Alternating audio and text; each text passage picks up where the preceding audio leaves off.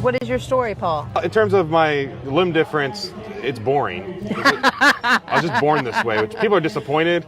So I got really good at storytelling and speaking just by making up fishtails. So that's the story in a nutshell. In terms of my athletic journey, I got cut from my high school football team. 6 years later, I'm playing semi-pro football. Love that it. leads to me playing college football. And Very it changed cool. my life because it led to a coaching career, which took me to the United States, met my wife, all the other good stuff. With your teammates, with people that you've come in contact with, did they soon forget this and just look right here, and they're like, you got my back, I got yours, let's go? Absolutely. I mean, I think my teammates were some of my biggest supporters. I had some challenges on the semi-pro team, for example, but my teammates were the ones that picked me up. They worked with me Awesome. before and after practice, and afterwards it was just about us being a better team. Yes. And University of Toronto, I was just another guy, Yeah. and I loved it, and it was just about getting through the season and doing the best we could. You have a very firm handshake. Oh, thank So you. you've mastered that. I've Obviously. mastered that. It's a third degree brown belt in karate coming out at me, There right? you It's go, a kung there fu you grip.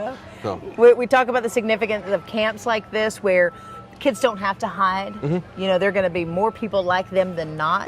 How important is that? And do you wish there would have been something like that maybe when you were coming up, or?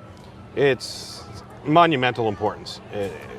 Do I wish? Yeah, absolutely. I had nothing growing up for the most part, and I think I resisted it till, Yeah. if there was, I probably resisted it just because I grew up in the 80s. But Jim Abbott, the famous one-handed pitcher, was kind of my icon.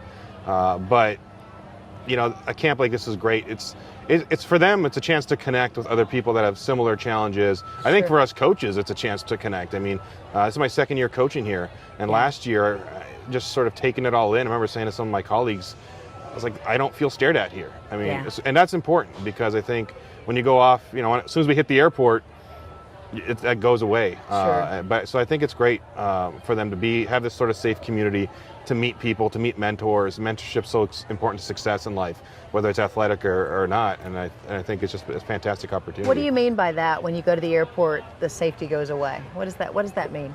Well, you go to the airport and people are going to stare, and that's human nature. There's nothing wrong with that.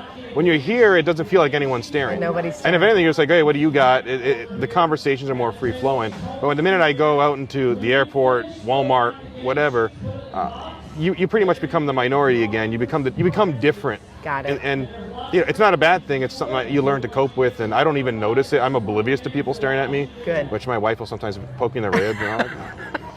I don't care. I mean, whatever. I don't care. It's human nature. What is the remedy for that? Is just education? What do people need to maybe not be afraid? On that end, it's education, asking questions. I think if I go into the schools, it's more education in that respect as well.